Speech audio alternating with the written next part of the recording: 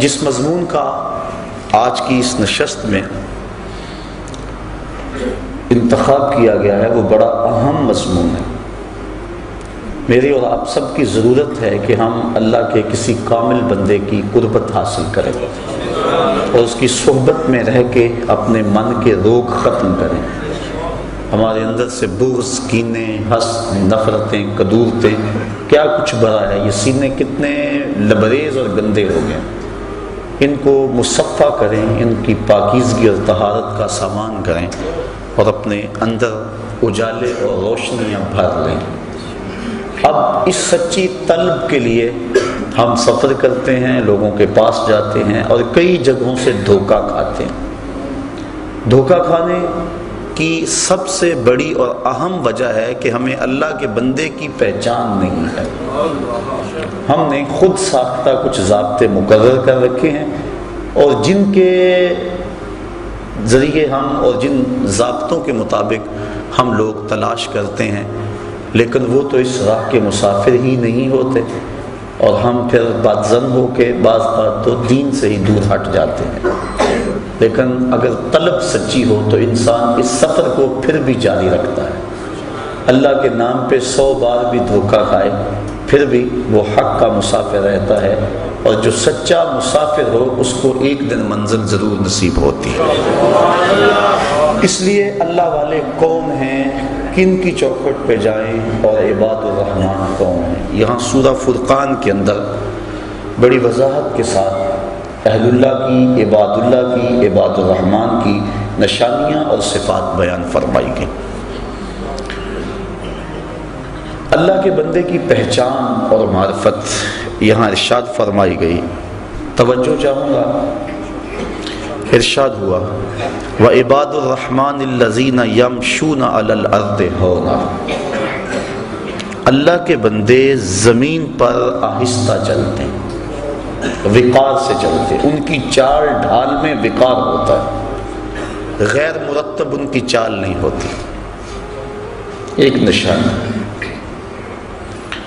وَإِذَا خَاطَبَهُمُ الْجَاهِلُونَ قَالُوا سَلَامًا، اور جب ان سے جاہل مخاطب ہوتے ہیں تو وہ الجھتے نہیں، بحث میں نہیں پڑتے، اس کو کہتے ہیں بابا سلام کو۔ سلام متارکت یعنی ترک کرنے کا سلام، کہ تو بھائی ڈاڈا ہے بس جان چھوڑ دے۔ تو وہ بحث جاہلوں سے نہیں کرتے، ان سے جو ہے وہ الجھتے نہیں، بلکہ قالوا سلام کہتے ہیں کہ بابا تجھے سلام ہو۔ دوسری نشانی بیان فرمائی والذین یبیتون لربہم سجدا وقیاما، اور وہ اللہ کے حضور اپنی راتیں کبھی سجدے میں گزارتے ہیں، کبھی قیام میں گزارتے ہیں۔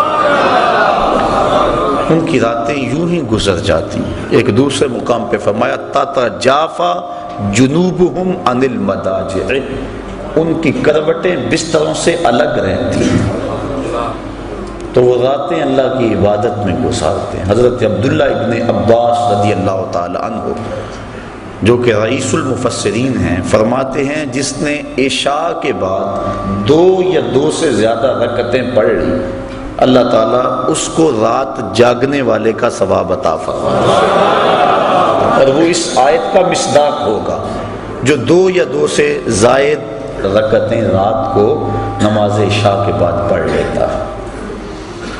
اللہ اکبر۔ اور ایک روایت کے لفظ ہیں کہ جو بندہ عشاء کی نماز جماعت سے پڑھتا ہے اس کو نصف رات تک جاگنے کا ثواب دیا جاتا ہے، اور جو پھر فجر کی نماز جماعت سے پڑھ لیتا ہے اس کو ساری رات جاگنے کا ثواب دیا جاتا ہے۔ اس لیے عشاء کی نماز بھی جماعت سے اور فجر کی نماز بھی جماعت سے، اس کا اہتمام ہونا چاہیے۔ اور اللہ والوں کی ایک نشانی یہ ہے کہ وہ اپنی راتوں کو بیدار رہ کے گزارتے ہیں، خوف و طمع کے اندر اپنی راتوں کو گزارتے ہیں۔ والذین یقولون ربنا اصرف عنا عذاب جہنم، اور وہ کیا کہتے ہیں، اے اللہ ہم سے جہنم کا عذاب پھیر دے۔ راتوں کو عبادت میں گزارنے کے باوجود ان کے خوف اور ان کی خشیت کا عالم یہ ہے کہ پھر بھی عرض کرتے ہیں مالک ہم سے عذاب پھیر دے۔ وہ عبادت کی وجہ سے متکبر اور مغرور نہیں ہو جاتے کہ ہم اتنی عبادت کر رہے ہیں، کہا نہیں، وہ یہ دعا کرتے ہیں والذین یقولون، اور وہ جو عرض کرتے ہیں ربنا اصرف عنا عذاب جہنم، اے اللہ ہم سے عذاب جہنم کو پھیر دے، ہم اس کے سہنے کی سکت نہیں رکھتے، ہمیں یوں ہی معاف کر دے۔ حضرت غوث اعظم شیخ عبد القادر جیلانی رحمۃ اللہ تعالی علیہ اللہ کی بارگاہ میں عرض کرتے ہیں مالک مجھے نابینا اٹھانا قیامت کے دن، تیرے بندوں کے سامنے شرمسار ہوں گا۔ ہیں اعمال ان کے یہ، لیکن خوف اور خشیت کا عالم یہ، اللہ اکبر، وہ ڈرتے رہتے۔ حضرت سری سکتی رضی اللہ تعالیٰ عنہ جلیل القدر اولیاء میں سے ہیں، حضرت جنید بغدادی کے رشتے میں ماموں بھی لگتے ہیں اور شیخ بھی لگتے ہیں، کہتے ہیں میں تو اس بات سے ڈرتا ہوں کل قیامت کے دن اپنے رب کا سامنا کیا کروں گا، کیسے اس کا سامنے کر پاؤں گا۔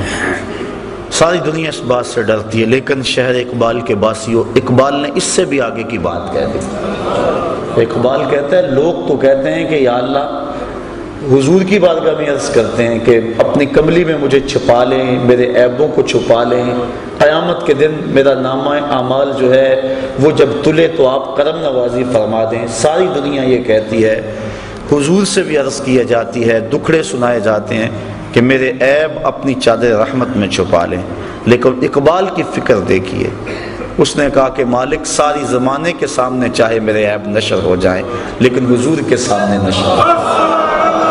تو غنی از ہر دو عالم من فقیر، روز معاشر عذر آئے من پذیر، گر تو می بینی حسابم ناگزیر، از نگاہ مصطفیٰ پنہاں بغیر۔ اے اللہ تو غنی ہے اور میں تیرا نیاز مند بندہ، بغیر حساب کے تو مجھے بخش دے تو تجھے کون سا بھار لگتا ہے، لیکن اگر میرا حساب لینا ضروری ہی ہوا تو میری گزارش یہ ہے کہ حضور کے سامنے نہ لینا، مجھے حضور رحمت للعالمین سے شرم آئے گا۔ کیسا عشق ہے اور کیسی محبت ہے جناب رسالت مآب صلی اللہ علیہ وآلہ وسلم سے۔ تو وہ باوجود عبادات کی کثرت کے یہ دعا کرتے رہتے ہیں والذین یقولون ربنا اصرف عنا عذاب جہنم، وہ کہتے ہیں مالک ہم سے عذاب جہنم پھیر دے، ان عذابہا کان غراما، بے شک اس کا عذاب گلے کا پھندا ہے، سخت ترین ہے عذاب جہنم کا۔ ساری رات عبادت کرنے کے باوجود بھی وہ یہی کہتے نظر آتے، یہ نہیں کہ وہ کہیں کہ ہمیں جہنم ہمارے قریب بھی نہیں آئے گی، وہ جہنم کا تمسخر نہیں اڑاتے اپنی خانقاہوں میں بیٹھ کے، وہ جنت کا مذاق نہیں اڑاتے، بلکہ جنت کے طالب ہیں اور جہنم سے ڈرتے ہیں۔ حضور علیہ السلام سے بڑھ کر اللہ کا قرب رکھنے والا کون تھا، لیکن حضور بھی جہنم سے پناہ مانگتے رہے۔ اللہ اکبر۔ تو وہ اہل اللہ کی نشانیاں بیان فرمائی جا رہی ہیں، والذین یقولون ربنا اصرف عنا عذاب جہنم، عرض کرتے ہیں اللہ ہم سے عذاب جہنم پھیر دے، ان عذابہا کان غراما، بے شک جہنم کا عذاب جو ہے وہ گلے کا پھندا ہے، گلے کی پھانس ہے، انہا ساعت مستقرم و مقاما، بے شک وہ بہت ہی بری ٹھہرنے کی جگہ، بہت ہی بری۔ حضرت مجدد الفسانی رحمۃ اللہ تعالی علیہ فرماتے ہیں مکتوبات کے اندر، فرماتے ہیں جنت اللہ کی رضا کا مظہر ہے اور جہنم اللہ کے قہر و غضب کا مظہر ہے۔ اللہ جس پہ راضی ہوگا اس کو جنت میں بھیجے گا اور جس پہ ناراض ہوگا اس کو جہنم میں بھیجے گا۔ اس لیے جہنم سے پناہ مانگنا اللہ کی ناراضگی سے پناہ مانگنا ہے، اور جنت کا مطالبہ اور آرزو کرنا اللہ کی رضا چاہنا ہے۔ تو وہ کہتے ہیں اللہ ہمیں جہنم کے عذاب سے بچا لے، یہ بہت ہی بری پلٹ کے جانے کی جگہ ہے۔ والذین اذا انفقوا لم یسرفوا ولم یقتروا وکان بین ذلک قواما، اور وہ جب خرچ کرتے ہیں تو حد سے نہیں بڑھتے، فضول خرچی نہیں کرتے، ولم یقتروا، اور نہ ہی وہ تنگی کرتے ہیں، جہاں ضرورت ہوتی ہے وہاں ہاتھ دباتے بھی نہیں، وہاں کھل کے خرچ کرتے ہیں، اور جہاں وکان بین ذالک قواما، اور یہ دونوں کے درمیان اعتدال کے راستے پر ہے، یعنی بے تحاشا خرچ بھی نہیں کرتے اور بخل بھی نہیں کرتے۔ اتنا خرچ کرنا کہ کنگال ہو جاؤ اور بعد میں قرض چڑھ جائے۔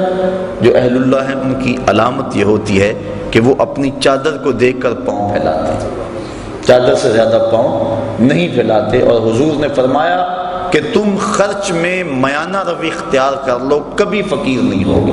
سبحان اللہ، اللہ اکبر۔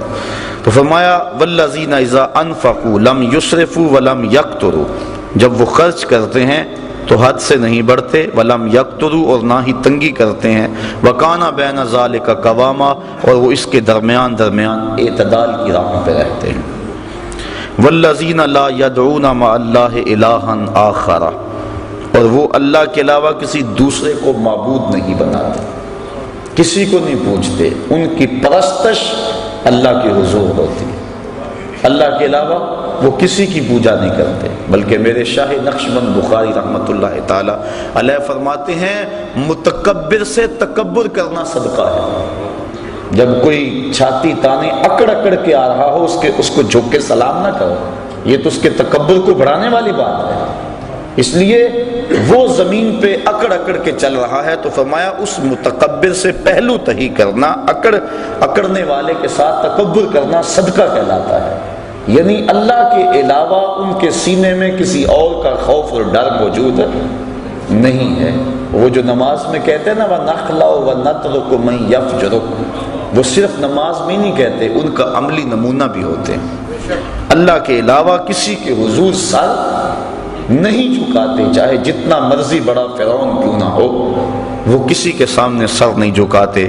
وَلَا يَقْتُلُونَ النَّفْسَ الَّتِي حَرَّمَ اللَّهُ إِلَّا بِالْحَقِّ، اور جس جان کو اللہ تعالیٰ نے حرام کیا اس کو قتل نہیں کرتے، قاتل نہیں ہوتے۔ وہ تو بڑے نرم دل ہوتے ہیں، وہ تو شاخ سے پھول بھی توڑے تو ان کا دل دکھتا ہے، کوئی بھی توڑے، وہ تو اس قدر حساس ہوتے ہیں، قتل کے حادثے سے کم تو نہیں، شاخ سے گل کا جدا ہونا، وہ تو اس بات کا بھی احساس رکھتے، وہ تو کسی کو تکلیف بھی نہیں دیتے، کسی کا حق غصب نہیں کرتے، جی جائے کہ کسی کو قتل کر دیں۔ وَلَا يَقْتُلُونَ النَّفْسَ الَّتِي حَرَّمَ اللَّهُ إِلَّا بِالْحَقِّ، مگر حق کے ساتھ۔ حق کے ساتھ کیا ہے؟ شادی شدہ زانی کو قتل کیا جائے، قتل کے بدلے میں قتل کیا جائے، یا جو ارتداد کی راہ اختیار کرے باغی ہو اس کو قتل کیا جائے، اس کے علاوہ وہ کسی کو قتل نہیں کرتے۔ وَلَا يَزْنُونَ، اور وہ زنا نہیں کرتے، نہ ان کی نظر زنا کرتی ہے، نہ ان کی سوچیں زنا کرتی ہیں، نہ ان کے خیال زنا کرتے ہیں، اور نہ ان کے اعضائے بدنیاں زنا کرتے ہیں، وہ پاکیزہ ہوتے ہیں، تبھی تو اللہ کا قرب پاتے ہیں۔ اللہ کا قرب وہی پائے گا جو من کا ستھرا ہوگا، اور جس کے من پہ ایسے داغ اور گند لگے ہوں گے وہ اللہ کا قرب کیسے پائے گا؟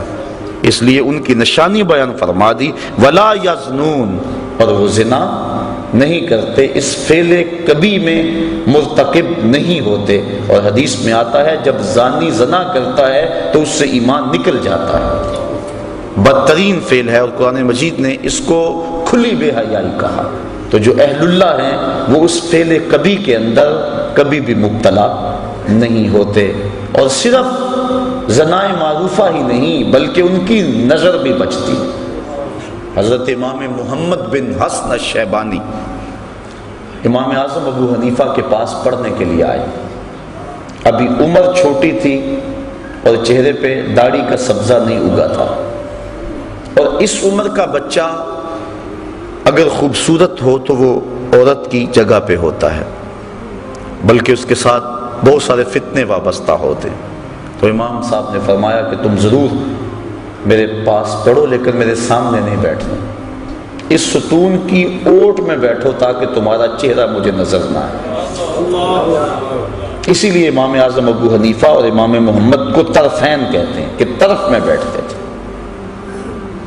وہ پڑھتے رہے، 2-4 سال گزر گئے، ایک دن رات کا موقع تھا، چراغ جل رہا تھا اور امام محمد کا سایہ امام اعظم کے آگے پڑا، سائے پہ نظر پڑی تو سائے میں داڑھی کے بال نظر آئے. کہا بیٹا محمد تمہیں داڑھی آ گئی ہے؟ حضور سال ہو گیا ہے. کہا اب میرے سامنے بیٹھا کرو. یہ تھے وہ لوگ تقوی کے پہاڑ. چونکہ جو ذلت العلماء ہے یا اہل اللہ کا جو پھسلنا ہے پوری قوم کو تباہ کرنے کے مترادف ہے. امام صاحب پانی بھرنے گئے نا تو ایک لڑکی پانی کا گڑا سر پہ اٹھایا اور نیچے پھسلن تھی تو کہا بیٹا ذرا سنبھل کے. اس نے وہیں گڑا رکھ دیا. کہا اگر میں پھسلوں گی تو کیا ہوگا؟ یہ گھڑا ٹوٹ جائے گا نا. بازار سے 2 آنے کا اور لے آؤں. لیکن اگر آپ پھسل گئے تو پوری قوم برباد ہو جائے. اعلیٰ حضرت امام اہل محبت امام اشاہ احمد رضا خان فاضل بریلوی رحمت اللہ تعالی علیہ فرماتے ہیں طبقہ علماء اپنی حفاظت کرنا. اگر تم نے مکروہ تنزیہیہ کا ارتکاب کیا لوگ تحریمیہ کرنے لگ جائیں گے. اگر تم نے مکروہ تحریمیہ کا ارتکاب کیا لوگ حرام میں پڑ جائیں گے. اور تم نے اگر حرام کا ارتکاب کیا لوگ کفر میں مبتلا ہو جائیں گے. اور پھر فرمایا اگر تم نے سنت غیر موقدہ کو چھوڑا لوگ موقدہ چھوڑ دیں گے. تم نے سنن موقدہ کو چھوڑا لوگ واجبات کو چھوڑ دیں گے. تم نے واجبات کو چھوڑا لوگ فرائض کو چھوڑ دیں گے. اس لیے بندہ جس قدر اونچے منصب کا ہو اس قدر اس کے تقاضے ہوتے ہیں. حضرت امام احمد بن حنبل کی بارگاہ میں غالباً ایک خاتون آئی اور اس نے مسئلہ پوچھا کہ حضرت میں اپنے مکان کی چھت پہ رات کے موقع پہ چاند کی چاندنی میں سوت کاٹتی ہوں. کبھی کبھی ایسا ہوتا ہے کہ بادشاہ کی سواری گزرتی ہے تو آگے آگے جو شمع اٹھائے چل رہے ہوتے ہیں اس سے روشنی زیادہ ہو جاتی ہے اور وہ میرے سوت پہ بھی پڑتی ہے. کیا بادشاہ کے چراغوں کی روشنی میں مجھے سوت کاٹنا جائز بھی ہے کہ نہیں؟ حضرت امام صاحب فرمانے لگے خاتون پہلے اپنا تعارف کرواؤ, تم کون ہو؟ خاتون کہنے لگی سائل کی ذات نہیں پوچھی جاتی, آپ مجھے مسئلہ بتائیں. امام صاحب فرمانے لگے نہیں, سائل کی وجہ سے مسئلے کی نوعیت بھی بدلتی ہے. آپ کو پہلے بتانا ہوگا کہ آپ کون ہیں. تو اس خاتون نے بتایا کہ میں حضرت بشر حافی کی ہمشیرہ ہوں. کہا تمہارے لیے جائز نہیں ہے. تو انسان جتنے اونچے منصب کا ہو لازمی نہیں کہ زنا جیسے فعل کا ارتکاب کرے تو پھر ہی خرابی آئے. اگر نظر بھی بھٹک گئی, اگر خیال بھی بہک گیا, تو جو اس مسند پہ بیٹھا تھا کہ لوگوں کو ارشاد کرتا تھا, لوگوں کو ہدایت دیتا تھا, تو جو اتنے لوگ اس کے پیچھے لگے ہیں اس کا کیا بنے گا؟ اس لیے کہا کہ اللہ والوں کی شان یہ ہے وَلَا يَقْتُلُونَ النَّفْسَ الَّتِي حَرَّمَ اللَّهُ إِلَّا بِالْحَقِّ وَلَا يَزْنُونَ, اور وہ زنا نہیں کرتے. زنا کی ساری صورتیں چاہے وہ آنکھ کا ہو, کان کا ہو, ہاتھوں کا ہو. وَمَنْ يَفْعَلْ ذَلِكَ يَلْقَ أَثَامًا, اور جو یہ کام کرے وہ سزا پائے گا, سخت سزا ہے. بلکہ ایک روایت میں آتا ہے کہ قیامت کے دن وہ سخت رسوا کر دیا جائے گا. یضاعف لہ العذاب یوم القیامہ, قیامت کے دن اس کو دگنا عذاب دیا جائے گا, 2 گنا عذاب دیا جائے گا. وَيَخْلُدْ فِيهَا مُحَانَا, فِيهِ مُحَانَا, اور ہمیشہ وہ ذلت میں رہے گا, سخت تذلیل اس کی ہوگی. إِلَّا مَنْ تَابَ وَآمَنَ وَعَمِلَ عَمَلًا صَالِحًا, ہاں جو توبہ کرے اور ایمان لے آئے اور اچھے عمل کرے. چونکہ ایمان کے بعد اچھے اعمال توبہ کے شجر کو پانی دیتے ہیں. اگر توبہ کے بعد اچھے اعمال نہ کریں تو وہ بوٹا پھر مرجھا جائے گا. بار بار توبہ کی, 2 لفظوں میں توبہ توبہ استغفر اللہ پڑھ لیا, وہ ایسا ہی ہوتا ہے کہ بس کے اندر جا رہے ہیں, سفر کرتے ہیں, آگے ایکسیڈنٹ ہوا, لاشیں بکھری پڑی ہیں, 2 منٹ کے لیے ڈرائیور بھی بند کر لیتا ہے ٹیپ کو, گانے بند کر دیتا ہے, توبہ توبہ ساری بس کرتی ہے, لیکن ابھی آدھا کلومیٹر نہیں گزرتا پھر ٹیپ کا بٹن آن, اور پھر سب وہی لچھن ہوتے ہیں. یہ توبہ نہیں ہوتی. حقیقت التوبۃ الندم, توبہ کی حقیقت یہ ہے کہ شرمندگی ہو, دوبارہ عزم کر لے کہ یہ گناہ دوبارہ نہیں کروں گا. یہ توبہ تو تمسخر ہے. توبہ کی, پھر توبہ کی, پھر توبہ کر کے توڑ دی. میری اس توبہ پہ توبہ توبہ توبہ کر اٹھی.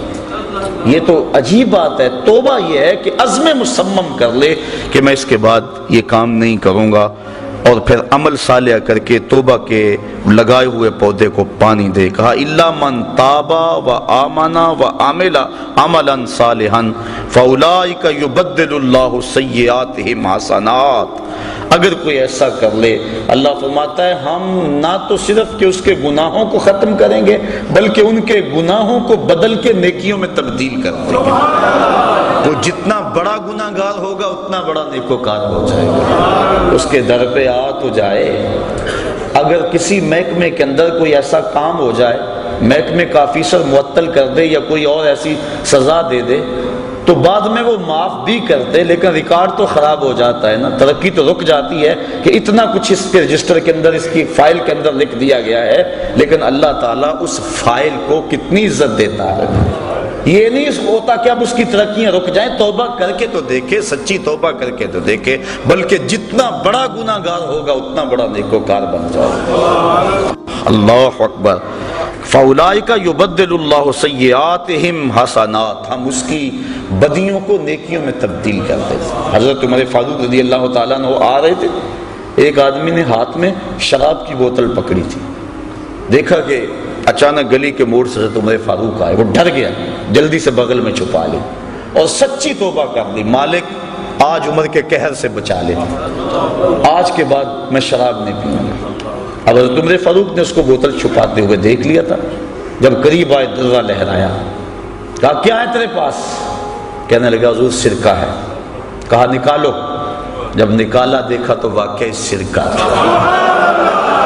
اگر کوئی سچی توبہ کر لے تو اللہ گناہوں کو بدل کے نیکیوں میں تبدیل کر دیتا. یہ دکھا دیا کہ جو شراب کو سرکے میں بدل سکتا ہے وہ گناہوں کو نیکیوں میں نہیں بدل سکتا. اس کے در پہ آ کے تو دیکھو، جھولی پھیلا کے تو دیکھو. اللہ اکبر. حدیث میں آتا ہے قیامت کے دن ایک شخص کو نامہ اعمال پڑھنے کا کہا جائے گا. وہ نامہ اعمال پڑھے گا اور جو بڑے بڑے گناہ ہوں گے ان کو وہ چھوڑ دے گا، صرف نظر کرے گا. شرم کی وجہ سے، شرمندگی کی وجہ سے ان کو نہیں پڑھے گا اور چھوٹے چھوٹے گناہ پڑھتا چلا جائے گا. جب وہ نامہ اعمال مکمل کر لے گا تو اللہ تعالیٰ فرمائے گا میرے بندے میں نے اپنے فضل سے تیرے گناہوں کو بدل کے نیکیوں میں تبدیل کر دیا. اس کو تو توقع اور تھی لیکن کام اور بن گیا. اب وہ کہتا یا اللہ ابھی تو میرے بڑے بڑے گناہ رہتے ہیں. فَضَحِكَ النبی صلی اللہ علیہ وسلم حتی بدت نواجزہ. حضور اس حدیث کو بیان کرتے کرتے اتنے مسکرائے کہ حضور کی داڑھیں لوگوں کو نظر آنے لگی کہ پہلے بڑے بڑے گناہ چھپاتا جاتا ہے، ان کو پڑھتا نہیں ہے، اور جب اللہ نے کہا میرے بندے میں نے بدل دیے، نیکیوں میں تبدیل کر دیے، وہ کہتا ہے اللہ ابھی تو بڑے بڑے رہتے ہیں میرے گناہ جو میں نے ابھی پڑھے. اللہ اکبر. تو اس کے حضور کوئی آ کے تو دیکھے، جھولی پھیلا کے تو دیکھے. وہ یہ نہیں دیکھتا اس نے گناہ کتنے کیے.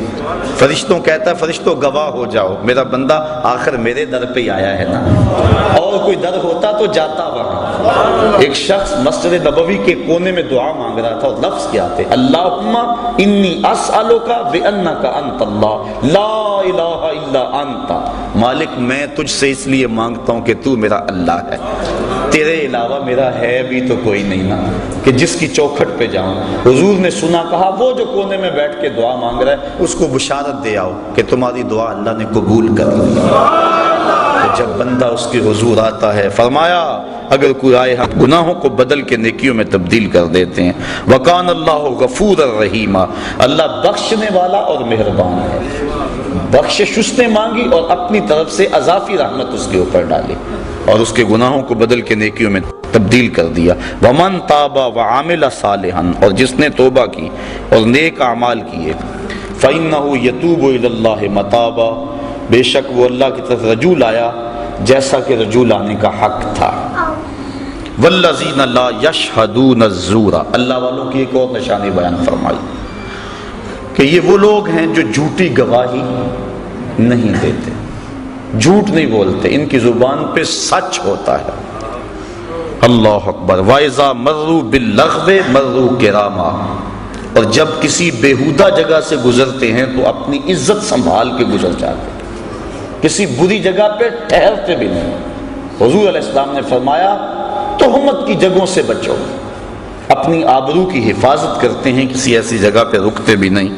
والذین اذا ذکروا بآیات ربہم لم یخروا علیہا صما وعمیانا، وہ لوگ جب ان اپنے مالک کی طرف سے آیتیں یاد دلائی جاتی ہیں، نشانیاں یاد دلائی جاتی ہیں، اللہ اکبر، لم یخروا علیہا صما وعمیانا، تو ان پر بہرے اور اندھے ہو کر نہیں گرتے، بلکہ اللہ کی ان نشانیوں کو دیکھتے ہیں، اس میں جو عبرت کے پہلو ہے ان کو اپناتے ہیں، اللہ کی ایک ایک نشانی پر غور کرتے ہیں، اور پھر وہ دنیا کو ترک بھی نہیں کرتے۔ کیا کہتے ہیں؟ والذین یقولون ربنا ھب لنا من ازواجنا وذریاتنا قرۃ اعین واجعلنا للمتقین اماما، اور عرض کرتے ہیں اللہ کی بارگاہ میں، اے اللہ ہماری بیویوں کی طرف سے اور ہماری اولاد کی طرف سے ہماری آنکھوں کی ٹھنڈک عطا کر دے، یعنی ہماری بیویاں بھی ایسی ہوں کہ جو تیری متی ہوں اور ہماری متی، اور اولاد بھی ایسی ہو جو فرما بردار ہو، اور ہمیں آنکھوں کی ٹھنڈک ان کی طرف سے نصیب ہو جائے۔ آنکھوں کی ٹھنڈک سے مراد کہ خوشی نصیب ہو۔ علماء نے بیان فرمایا ہے کہ جب غم میں آنسو نکلتے ہیں تو وہ گرم ہوتے ہیں، اور جب خوشی سے آنسو کو خوشخبری سن کے نکلے تو وہ ٹھنڈے ہوتے ہیں۔ اس لیے یہ کہنا قرۃ اعین کا لفظ عرب میں جو رواج ہے تو اس کا مطلب یہ ہے کہ تجھے خوشیاں ملیں، تجھے غم نہ پہنچے، تو وہ یہ دعا کرتے ہیں، اللہ اولاد کی طرف سے ہمیں ٹھنڈک ہی پہنچے، اولاد کی طرف سے غم نہ ملے، وجعلنا للمتقین اماما، اور ہمیں پرہیزگاروں کا پیشوا بنانا، امام بنانا، نہ صرف کہ ہمیں پرہیزگار بنانا بلکہ ہمیں پرہیزگاروں کا بھی امام بنا دینا۔ وہ دعا کرتے ہیں، اولئک یجزون الغرفۃ بما صبروا ویلقون فیہا تحیۃ وسلاما، کہا ان کو جنت کا سب سے اونچا بالا خانہ انعام ملے گا، بدلہ ان کے صبر کا، دنیا پہ صبر کیا، دکھوں پہ، مصیبتوں پہ، عبادات پہ صبر کیا، وَيُلَقَّوْنَ فِيهَا تَحِيَّةً وَالسَّلَامًا، اور وہاں ان کو سلامیاں دیے جائیں گی اور ان کے پیشوائی ہوگی۔ جب جنت میں داخل ہوں گے تو فرشتے ان کو سلام کریں گے کہ تم نے دنیا کے اندر اللہ جل شانہ کی رضا کے لیے اپنی زندگی گزاری، آج ہمارا سلوٹ اور ہمارا سلام قبول کرو۔ تو قرآن مجید نے یہ ان لوگوں کی نشانیاں بیان کی جو اللہ والے ہیں۔ اب دیکھیں ہم کس طرح کا ذہن بنائے پھرتے ہیں، اللہ والا کون ہوتا ہے؟ اب اللہ تعالیٰ نے قرآن مجید کے اندر جو ہے وہ اللہ والوں کی نشانیاں بیان کی، ان کی چال بھی وقار والی ہوتی ہے، ان کا لباس بھی وقار والا ہوتا ہے، ان کا اٹھنا بھی، بیٹھنا بھی، گزرنا بھی، چلنا بھی، اور ان کی دعائیں اور التجائیں اللہ کے حضور دیکھ لیں۔ آقا کریم سے بھی صحابہ نے پوچھا کہ حضور جن اولیاء کا آپ تذکرہ کرتے ہیں تو ان کی نشانیاں کیا ہیں؟ ایک نشانیاں یہ بیان فرمائی گی سورہ فرقان میں، تو حضور سے بھی سوال کیا گیا، ابن مردویہ میں بیان کیا، حکیم ترمذی نے بیان کیا، امام غازی نے بیان کیا۔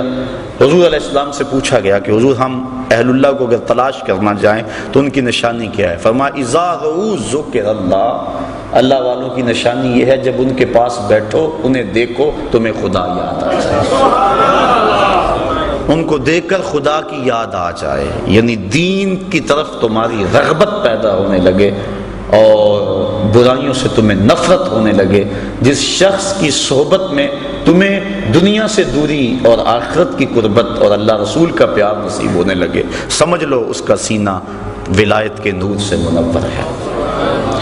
تو حضرت غوث اعظم سیدنا شیخ عبد القادر جیلانی رحمۃ اللہ تعالی علیہ کے حوالے سے جو مجھے تاکید بھی تھی، آپ نے اہل اللہ کی بالخصوص جو مسند مشیخیت کے اوپر بیٹھے ان کی 12 نشانیاں بیان کی۔ آپ فرماتے ہیں کوئی اس وقت تک قابل نہیں ہوتا اس بات کے کہ وہ لوگوں کو رشد و ہدایت کرے اور لوگوں کو اپنے زیر تربیت رکھے جب تک وہ 12 خوبیوں کا حامل نہ ہو۔ وہ کون کون سی 12 خوبیاں؟ فرمایا 2 خوبیاں اس میں اللہ تعالی والی ہیں، ایک اللہ کی صفت ستار کا مظہر ہو، ایک صفت غفار کا مظہر ہو، یعنی پردہ پوش ہو، چغل خور اللہ کا ولی نہیں ہوتا۔ دیکھو مرید نے تو سارے دکھڑے بیان کرنے ہوتے ہیں، گھر کی بات بھی کہنی ہے، بیوی کی بات بھی کہنی ہے، بچوں کی بات بھی کہنی ہے، سارے دکھڑے اس کے سامنے رکھنے ہیں، اور اگر اس کا سینہ اتنا بڑا نہیں ہے، کشادہ نہیں ہے، وہ دوسرے کو بتاتا پھرے گا ایک سے سن کر تو پھر اس سے کہنے کا فائدہ کیا؟ بلکہ دانشمند تو لوگ کہتے ہیں جس کو راز کی بات بتا کر یہ کہنا پڑے جناب اسے راز رکھنا، تو اس کو راز کی بات بتانی نہیں چاہیے، اسے خود پتا ہونا چاہیے یہ بات راز والی ہے کہ نہیں ہے۔ تو یہ طریقت کا رکن ہے کہ پردہ پوشی کی جائے۔ بلکہ آپ دیکھتے ہیں طریقت میں ایک بہت بڑا نام ہے حضرت حاتم اسم کا۔ اسم کہتے ہیں جو کانوں سے بہرا ہو۔ حضرت حاتم رحمۃ اللہ تعالی علیہ کانوں سے بہرے نہیں تھے، لیکن انہیں پھر بھی بہرا کہا جاتا کیوں؟ اس کی وجہ یہ کہتے ہیں کہ حضرت حاتم کی مجلس میں ایک خاتون آئی، اس نے اپنا کوئی دکھڑا کہنا تھا، کوئی حاجت کہنی تھی۔ دوران گفتگو اس کی ری خارج ہوگی، ہوا خارج ہو گئی۔ اس کو بڑی شرمندگی ہوئی کہ اتنے بڑے بزرگ اور میری ہوا خارج ہوئی، تو وہ شرم میں ڈوبی جا رہی تھی۔ حضرت حاتم اس کی خفت مٹانے کے لیے یوں کان پہ ہاتھ رکھ کے کہتے ہیں ذرا اونچی بولو۔ اس کو تاثر یوں دیا کہ میں بہرا ہوں اور میں نے وہ نہیں سنا جس سے تجھے شرمندگی ہو۔ پھر جب تک زندہ رہے بہرے بنے رہے کہ اس عورت کو جب بھی پتا چلے گا اسے شرمندگی ہو۔ یہ تھا فقر، یہ تھی درویشی، اور یہ تھے اللہ والوں کے اخلاق۔ آج تو چغلیاں کرتے پھرتے ہیں اور مسند ارشاد پہ براجمان۔ اللہ کی صفت ستار کا مظہر ہو۔ دوسری خوبی اللہ کی صفت غفار کا مظہر، بخش دینے والا، دل میں گرہ باندھنے والا۔ چونکہ دوران سلوک سالک سے بڑا کچھ سرزد ہوتا ہے، وہ بیچارہ زیر تربیت ہوتا ہے، اس کی کسی بات کو دل پہ لگا لے اور گرہ باندھ لے تو پھر کیسے تربیت ہوگی؟ تو اللہ کی صفت غفار کا مظہر ہو، معاف کر دینے والا، جس طرح وہ معاف کر دیتا ہے۔ دو صفتیں اس میں حضور نبی رحمت صلی اللہ علیہ وسلم والی ہوں، ایک رفیق ہو، دوسرا شفیق ہو، رفاقت کے حق کو جانتا ہو اور شفقت کا پیکر ہو، تنگ دل نہ ہو۔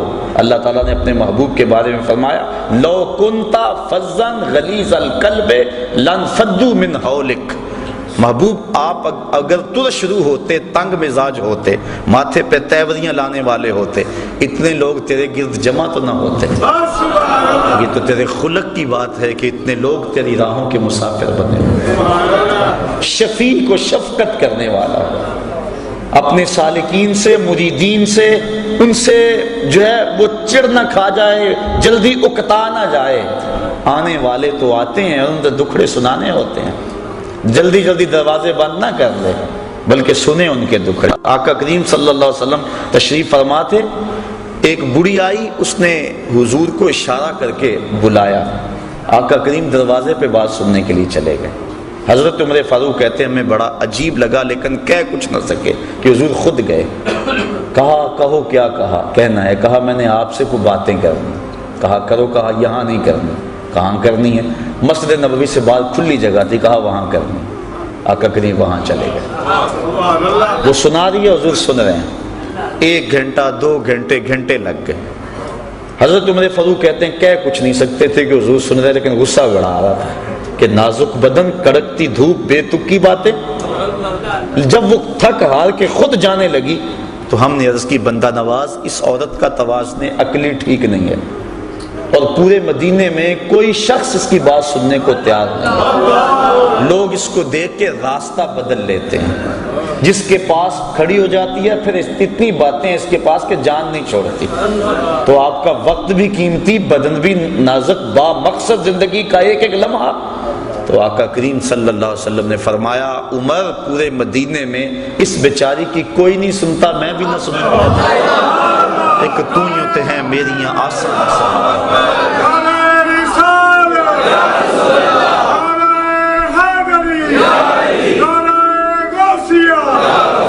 یہ جو دھکے دیتے پھرتے نا مریدوں کو، پیچھے ہٹ جاؤ پیچھے ہٹ جاؤ، پیر صاحب کا مزاج بڑا نازک ہے، پیچھے ہٹ جاؤ۔ وہ کیسا پیر ہے جو مرید کو کہ دکھڑے بھی نہیں سن سکتا، اس کو دلدار مان لیا جو دل بر ہی نہیں ہے، اس کو دل دے دیا جو دل کی کیفیت ہی نہیں جانتا۔ فلک نے بخشی ہے ان کو خواجگی جو جانتے نہیں روش بندہ پروری کیا ہے۔ جس کو دل دینا ہے پہلے دیکھو تو صحیح دلدار بھی ہے کہ نہیں۔ تمہارے دکھڑے بھی نہیں سنتا، حال تو اس نے بعد میں کرنے ہیں، دکھڑے سنے تو صحیح تمہاری ڈھارس تو بندائے۔ اللہ اکبر۔ تو شفیق ہو رفیق ہو، کتنی شفقت۔ سنیے حضور ارشاد فرماتے ہیں لو تدخلو شوقۃ فی رجل احدکم لوجدت علمها، میرے امتی تیرے پاؤں میں کانٹا چبھے نا تو اس کی تکلیف مجھے ہوتی ہے۔ اگر پیر مرید سے اتنی ہمدردی نہیں رکھتا تو پھر نظام خانقاہی سوائے کاروبار کی اور کچھ نہیں ہے۔ یہ ہمدردی ہو، شفیق بھی ہو رفیق بھی ہو، دو صفتیں حضرت سیدنا صدیق اکبر والی ہوں، ایک صادق ہو دوسرا مصدق ہو، خود سچ بولے اور سچ کی تصدیق کرے۔ حضور علیہ السلام سے پوچھا گیا کہ حضور مومن بزدل ہوتا ہے؟ فرمایا نہیں، مومن بہادر ہوتا ہے لیکن ہو سکتا ہے کبھی بزدلی کر جائے۔ اس طرح پوچھا گیا حضور مومن کنجوس ہو سکتا ہے؟ فرمایا نہیں، کنجوس نہیں ہوتا، مومن سخی ہوتا ہے لیکن ہو سکتا ہے کبھی اس سے بخل ہو جائے۔ پھر پوچھا حضور مومن جھوٹا ہو سکتا ہے؟ فرمایا نہیں، جھوٹا نہیں ہو سکتا۔ اور یہاں بھی نشانی آپ نے پڑھی کہ وہ جھوٹی گواہی اللہ والا نہیں دیتا چاہے قیامت آ جائے، یہی تو اس کا کمال ہے۔ تو کہا ایک صادق ہو دوسرا مصدق ہو، دو خوبیاں اس میں حضرت عمر فاروق والی ہیں، ایک امر بالمعروف کرے دوسرا نہی عن المنکر کرے۔ یہ نہیں ہے کہ مرید ناراض ہو جائے گا اگر اس کو حق کی بات بتائی، وہ پھر پیر تو وہ ہوا جو مرید ہے، یہ پیر تو ہوا ہی نا، مرید تو وہ یہ بن گیا اور وہ پیر بن گیا۔ اس کا حق ہے کہ وہ ہر لمحے میں امر بالمعروف اور نہی عن المنکر کے فریضے سے کبھی بھی غافل نہ ہو۔ حضرت عمر فاروق رضی اللہ تعالیٰ عنہ کے حوالے سے چونکہ حضرت غوث پاک بیان فرماتے ہیں، چونکہ آپ اس حوالے سے ایک امتیازی نام ہے امر بالمعروف اور نہی عن المنکر کے حوالے سے، جب لولو فیروز نے آپ کے اوپر حملہ کیا اور زہر میں بجھا ہوا خنجر آپ کے جسم میں پیوست ہو گیا، زندگی اور موت کی کشمکش تھی، تو ایک انصاری نوجوان آپ کا حال پوچھنے آیا، اس وقت بس سانسیں ٹوٹ رہی تھی۔ اس نے کہا حضور کیا حال ہے؟ تو آپ کی نظر اس کے ٹخنوں پہ پڑ گئی، اس کا تہ بند لٹک رہا تھا اور اس کے ٹخنے جو ہیں وہ تہ بند میں ڈھمپے ہوئے تھے۔ آپ فرمایا میرا حال تو صحیح ہے لیکن اے نوجوان اگر تو اس شلوار کو اس تہ بند کو ٹخنوں سے اوپر کر لے، ایک تو تیرے کپڑے بھی پاک رہیں گے دوسرا رب بھی راضی رہے گا۔ اب دیکھو کیا حالت ہے، اور امر بالمعروف اور نہی عن المنکر۔ حضرت مجدد الفسانی رحمۃ اللہ تعالی علیہ فرماتے ہیں مکتوبات میں کہ مرید نے شریعت اپنے پیر کے عمل سے سیکھنی ہے، اس لیے کہ اس کا عمل خود شریعت کے مطابق نہیں ہوگا تو پھر کس طرح لوگوں کو راہ ہدایت دے گا۔ تو اس نے امر بالمعروف اور نہی عن المنکر، یہ دو خوبیاں حضرت سیدنا عمر فاروق والی۔ پھر فرمایا دو خوبیاں حضرت عثمان غنی والی، رات کو عبادت کرے صبح اٹھ کے سخاوت کرے، اور وہ صفت بیان ہو چکی، یبیتون لربہم سجدا وقیاما، اللہ کے حضور راتوں کو کبھی سجدے میں گزارتے ہیں کبھی قیام میں گزارتے ہیں، ان کی راتیں یوں ہی گزر جاتی ہیں، اللہ اکبر، بلکہ راتیں مختصر پڑ جاتی ہیں۔ حضرت سیدہ فاطمہ الزہرا رضی اللہ تعالی عنہا ایک دن عرض کرتی ہیں مالک تیری راتیں اتنی چھوٹی ہیں کہ تیری بندی کا ذوق بندگی ہی پورا نہیں ہوتا، ابھی میں سجدے میں سر رکھتی ہوں تو رات ختم ہو جاتی ہے، ایک رات اتنی لمبی کر دے تیری بندی جی بھر کے سجدہ تو کر دے۔ یہ ہیں وہ لوگ۔ تو کہا ایک رات کو عبادت کرنے والا ہو، صبح اٹھ کے سخاوت کرنے والا۔ سخاوت کا صرف تعلق مال سے نہیں ہے، سخاوت بدل است نہ بمال، بزرگی بعقل است نہ بسال، بزرگی عقل سے ہوتی ہے سالوں سے نہیں ہوتی، اور سخاوت دل سے ہوتی ہے مال سے۔ کمینے دل والا اللہ کا ولی وہ تو بانٹنے والا ہوتا ہے۔ فقیر کا مزاج ہوتا ہے کہ لوگ اس کے در سے خیرات لیتے رہیں، جسم کی قوت بھی حاصل کریں، روح کی قوت بھی حاصل کریں۔ بابا بلے شاہ فرماتے ہیں نا، اٹ کھڑکے دکڑ وجے تتا ہوئے چلا، آن فقیر کھا کھا جامن راضی ہوئے بلا۔ فقیر کی اس میں خوشی ہوتی ہے کہ کوئی آئے اور اس کی چوکھٹ سے شراب ہوتا رہے۔ کہا دو خوبیاں اس میں حضرت سیدنا علی المرتضیٰ رضی اللہ تعالی عنہ والے، ایک عالم ہو دوسرا بہادر ہو۔ جاہل تو اللہ کا قرب کیسے پائے گا؟ حضرت جنید بغدادی فرماتے ہیں من تزہد بغیر علم فقد مات فی الکفر، جو علم کے بغیر زہد کرتا ہے اس کے کفر میں مرنے کا اندیشہ ہے۔ اسی کا ترجمہ سلطان باؤ علیہ الرحمہ نے کیا، علم باج جو کرے فقیری کافر مرے دیوانہ۔ وہ غفلت کے اس کے پردے نہیں کھل سکتے، چونکہ علم نور ہے اور انسان کو سب سے پہلا سبق علم کا پڑھایا گیا، سب سے پہلی وحی علم کی نازل ہوئی۔ اور آقا کریم فرمایا فضل العالم علی العابد کا فضلی علی ادناکم، عالم کی فضیلت تہجد گزار پر ایسے ہے جس طرح تم میں سے ایک عام آدمی پر میری فضیلت۔ کتنی بڑی بات ہے۔ اور ایک حدیث کے لفظ ہیں کہ فضل العالم علی العابد کفضل القمر لیلۃ البدر علی سائر الکواکب، عالم کی فضیلت عابد پر اس طرح ہے جس طرح 14ویں رات کے چمکتے ہوئے چاند کی فضیلت ستاروں پہ ہوتی ہے۔ تو ایک عالم ہو۔ حضرت غوث اعظم سے بھی کسی نے پوچھا کہ حضرت آپ اس مرتبہ قطبیت پہ کیسے پہنچے؟ تو فرمایا درست العلم حتی صرت قطبہ، کہ میں نے علم پڑھا یہاں تک کہ اس درجے پہ فائز البرام ہو گیا۔ اور دوسرا بہادر ہو، بزدل اللہ کا ولی، چونکہ جو توحید کے آغوش میں آباد ہوتا ہے وہ لا خوف علیہم ولا ہم یحزنون کے زمرے میں آ جاتا ہے، تو وہ کمزور اور بزدل کیسے ہو سکتا ہے؟ کلمہ حق کہنے سے وہ کبھی بھی گریز نہیں کرتا، چاہے شہنشاہ وقت بھی سامنے کھڑا ہو۔ حضرت غوث اعظم سیدنا شیخ عبد القادر جیلانی رحمۃ اللہ تعالی علیہ کی خدمت میں مستنجد باللہ حاضر ہوا۔ ملا علی قاری نے نزہۃ الخاطر الفاتر فی مناقب شیخ عبد القادر کے اندر اس واقعہ کو لکھا۔ اس نے 2 اشرفیوں کی تھیلیاں بطور ہدیہ بطور نذرانہ پیش کی۔ حضرت غوث اعظم نے اس نذرانے کو قبول کرنے سے انکار کر دیا۔ لازمی نہیں ہے کہ ہر مرید کے نذرانے کو قبول بھی کیا جائے، شیخ کی ذمہ داری ہے اس کو جھڑکے، میاں یہ ڈبل شاہ سے تو پیسے نہیں ہو کے آئے، یہ جو نذرانہ مجھے دے رہا ہے یہ کہاں سے آئے، یہ سود کا مال تو نہیں ہے، یہ لوگوں کا غریبوں کا خون تو نہیں نچوڑا ہوا۔ کہا تیرا نذرانہ میں وصول نہیں کروں گا۔ کہا حضور کیوں؟ کہا غریبوں کا خون نچوڑ کے مجھے نذرانہ دینے آ گئے ہو؟ کہا نہیں حضور یہ میرا مال ہے۔ آپ نے اس کے ہاتھ سے تھیلی لی اور اس کو یوں تاؤ دیا، تازہ قطرے ٹپکنے لگے۔ کہا اگر مجھے قرابت رسول کا لحاظ نہ ہو، چونکہ یہ جو عباسی خلافات حضرت عباس بن عبد المطلب رضی اللہ تعالیٰ عنہ کی اولاد سے، اور وہ حضور کے چچا لگتے تھے، اس لیے حضور سے قربت تھی اور یہ ان کی اولاد ہے۔ کہا اگر مجھے قرابت رسول کا لحاظ نہ ہو تو میں اس تھیلی کو نچوڑتا جاؤں، خون نکلتا جائے یہاں تک کہ تیرے محلوں کے دروازوں تک پہنچ جائے۔ اللہ اکبر۔ تو یہ بات سمجھ میں آ گئی کہ یہ نہیں ہر ایک سے نذرانہ قبول کر لے۔ پھر سارے ایسے بھی تو نہیں ہوتے کہ جن سے نذرانہ لیا جائے، کوئی ایسے بھی تو ہوتے ہیں جن کو دیا جائے۔ یہ جو تصوف کے اندر نذرانے کا تصور ہے، میں اس پہ بڑا غور کرتا رہا ہوں کہ یہ کیا ہے، اور میں نے تصوف کی کتب اور بزرگوں کی جو مجھے صحبت نصیب ہوئی اس سے جو میں سمجھا ہوں وہ یہ ہے کہ نذرانے کا تصور جو صوفیاء دیتے ہیں اس کا مطلب یہ ہے کہ جو شیخ ہوتا ہے وہ ایک ماں کی حیثیت ہوتی ہے، اور اس کے کچھ غریب مرید ہوتے ہیں، کچھ امیر ہوتے ہیں، عزت دار ہوتے ہیں جو کسی کے سامنے دکھڑا بیان نہیں کرتے، پیر کو انہوں نے بتایا ہوتا ہے دعا کے رنگ میں کہ میرے لیے دعا کرتے۔ اب تصور نذرانے کا یہ ہے کہ امیروں سے لے اور غریبوں کو دے،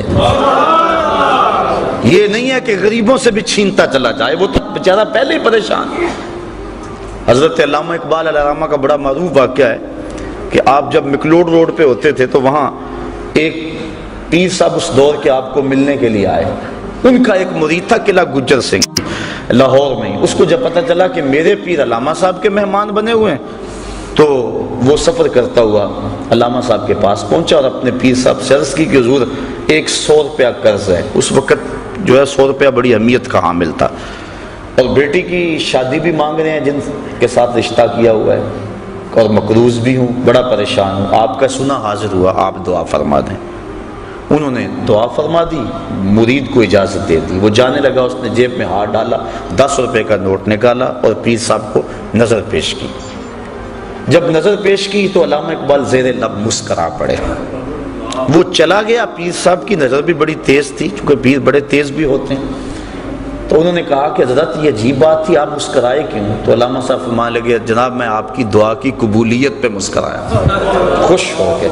کہا وہ کیسے, میری دعا کی قبولیت کیسے ہوگی اسی وقت؟ کہا حضرت جب دعا نہیں کی تھی 100 روپے کا مقروض تھا, اور جب آپ نے دعا کر دی تو 110 کا مقروض ہو گیا. وہ بیچارہ تو ضرورت مند ہے اور دکھڑا سنا رہا ہے, بلکہ میں تو کہا کرتا ہوں کہ 2-3 مرتبہ جو آ کے دعا کا کہے اور کہے جناب قرض نہیں اترتا, وظیفہ بتاؤ, کوئی تعویذ لکھ دو, اگر پیر صاحب ثروت ہو تو اسے خود ہی خیال ہونا چاہیے کہ جو بار بار کہہ رہا ہے اس کا مطلب کیا ہے. سارے مانگنے والے سائل جو ہیں وہ ایک جیسے تو نہیں ہوتے. ہستی پلکوں کے نیچے غم بھی پلتے ہیں, مگر کون دیکھتا ہے اتنی گہرائی میں. حضرت ابو ہریرہ رضی اللہ تعالیٰ عنہ فرماتے ہیں مجھے سخت بھوک لگی اور حد ہوگی بھوک سے. میں آ کے ایک جگہ پہ بیٹھ گیا کہ یہاں سے کوئی گزرے گا اور میری حالت دیکھے گا اور مجھے کھانا دے دے گا. مانگنا تو میں نے ہے نہیں. کہ حضرت ابو بکر صدیق گزرے, میں نے ایک آیت کے بارے میں پوچھا, انہوں نے بتا دی اور چلے گئے. میں نے کہا میرا مسئلہ تو حل نہ ہوا. پھر حضرت عمر فاروق آئے, میں نے پھر ایک قرآنی آیت کے بارے میں پوچھا, انہوں نے بتایا اور چل دیے. پھر دل و قلب و نگاہ کا مرشد اولین آ گیا. میں نے حضور سے مسئلہ پوچھا, آقا کریم نے دیکھا اور مسکرا کے کہنے لگے ابو ہریرہ بھوک لگی؟ میں نے کہا ہاں حضور مجھے بھوک لگی. کہا میرے ساتھ آ جاؤ. اللہ اکبر. آگے وہ حدیث واقعہ طویل آپ نے سینکڑوں بار سنا کہ دودھ کا ایک پیالہ تھا. ابو ہریرہ کہتے ہیں کام بن گیا, لیکن کہا جب باقیوں کو بھی بلا لاؤ. 70 بندے تھے بیٹھے جو صفہ کے چبوترے پہ تھے. کہا میں بلا کے لے گیا, دل میں تھا کہ اب تو دودھ کا پیالہ گونٹ گونٹ بھی نہیں آئے گا, لیکن جب پہلے نے پیا ختم نہ ہوا میری ڈھارس بند گئی. میں نے کہا حوض کوثر کی نہروں سے کنیکشن جڑ گیا, کام بن گیا, برکت آ گئی. 70 نے پیا. پھر کہا ابو ہریرہ تم پیو. میں نے پیا, کہا اور پیو. میں نے پیا, کہا اور پیو. کہا حضور اب تو بس ہو گئی. پھر حضور نے نوش جان کیا. میرے استاذ المکرم فرمایا کرتے تھے کہ یہ تو بیان کرتے ہو اور اس بات سے لطف لیتے ہو, اور صحیح لطف والی بات ہے کہ ایک پیالہ 70 کے لیے کافی ہو گیا, لیکن یہ بھی تو دیکھو 70 کا جھوٹا کونین کا سردار پی رہا, 70 آدمیوں کا جھوٹا 2 جہاں کا سردار پی رہا. تو بات چل رہی تھی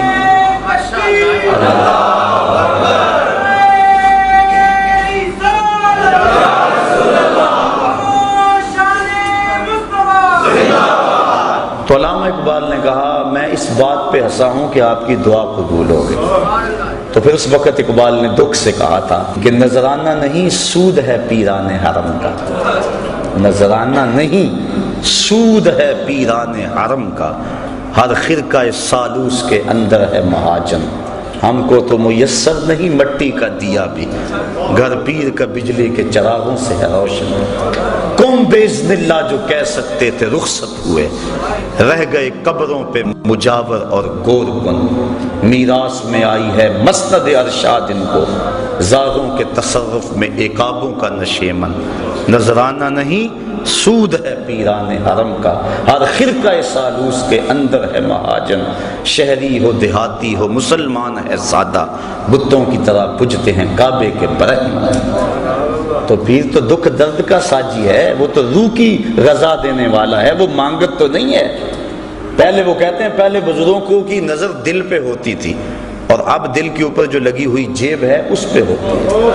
جو امیر ہوتا ہے, امیر بھی جان رہے ہوتے ہیں کہ یہ ہمارے ساتھ کیا ہو رہا ہے, اس کو اندر لے جایا جاتا ہے اور حجرے خاص میں بٹھایا جاتا ہے. اور جو غریب ہوتا ہے اس کو کہتے ہیں تو اس درخت کے پاس بیٹھ جا اور 1.25 مرتبہ یا حیو یا قیوم پڑھ، اور وہ کہتا ہے مجھے حضرت صاحب نے وظیفہ بتایا اور میں اس لیے یہاں بیٹھا ہوا ہوں، وہ تو تجھے اپنے سے جو پیچھے ہٹا رہے ہیں۔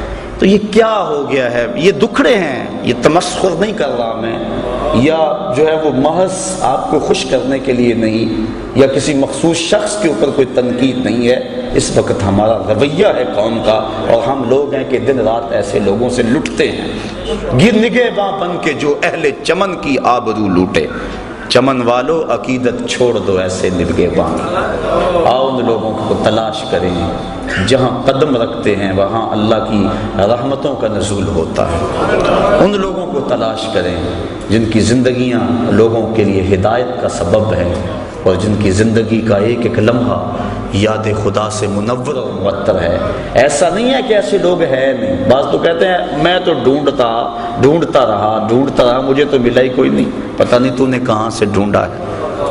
اللہ اکبر، بستے ہیں یہاں کچھ ایسے پراگندہ تباہ لوگ بھی، افسوس کہ تمہیں میر سے صحبت نہیں رہی، جن سے مل کر زندگی سے عشق ہو جائے وہ لوگ آپ نے شاید نہ دیکھے ہوں مگر ایسے بھی ہیں۔ ہم نے کپڑا لینا ہو تو ہمیں پتہ ہے فلاں دکان سے صحیح ملتا ہے، سارا شہر چھوڑ کے وہاں جاتے ہیں کہ نہیں؟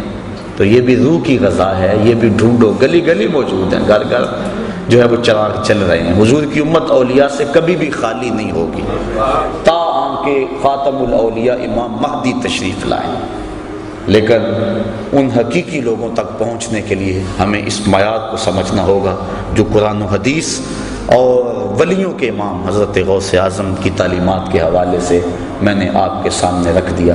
اللہ تعالیٰ مجھے آپ کو اپنی راہوں کا مسافر رکھے۔ تیسرا سال درس قرآن کا مکمل ہونے پہ اور چوتھا سال درس قرآن کا شروع ہونے پہ میں آپ کو مبارکباد پیش کرتا ہوں۔ پچھلے درس قرآن کا موضوع جو ہے وہ حضور کی اطاعت کے حوالے سے تھا، اور یہاں بھی اور مختلف جتنے بھی شہر تھے تقریباً میں نے اسی موضوع پہ جو ہے وہ درس قرآن میلاد کا موسم بھی تھا پیش کیا۔ مجھے اطلاعات مختلف شہروں سے ملی ہیں کہ کتنے لوگ ہیں کہ جن کے چہروں پہ حضور کی سنت کا نور سج گیا۔ میں تو آپ میں سے بھی یہاں بھی کچھ لوگ موجود ہیں، میں ان کو مبارکباد بصمی میں قلب دیتا ہوں۔ میں سمجھتا ہوں یہ ہے کامیابی، ورنہ کبھی کبھی میں سوچتا ہوں کہ یہ میں چکر ہی لگاتا رہتا ہوں، کبھی ادھر کبھی ادھر، سارا دن مالک اس کا کوئی فائدہ بھی ہے؟ لیکن جب کتنے لوگوں کو گناہوں سے توبہ کرتے دیکھتے ہیں، اندر بدلتا دیکھتے ہیں، اور گھروں کے ماحول تبدیل ہوتے ہوئے دیکھتے ہیں اور سنتے ہیں اور پیغام پہنچتا ہے، آپ جانیں اصل کمائی یہ ہے۔ نہ تو ہم نوٹ کے لیے آتے ہیں نہ ووٹ کے لیے آتے ہیں، بس مقصد یہ ہے کہ کسی کے دل میں کوئی بات اتر جائے، اور جب کسی کے دل میں کوئی بات اترتی ہوئی محسوس کرتے ہیں تو پھر پیشانی سجدے میں جھک جاتی ہے۔ اللہ مجھے آپ کو اپنی رحمتوں کی پناہ میں رکھے۔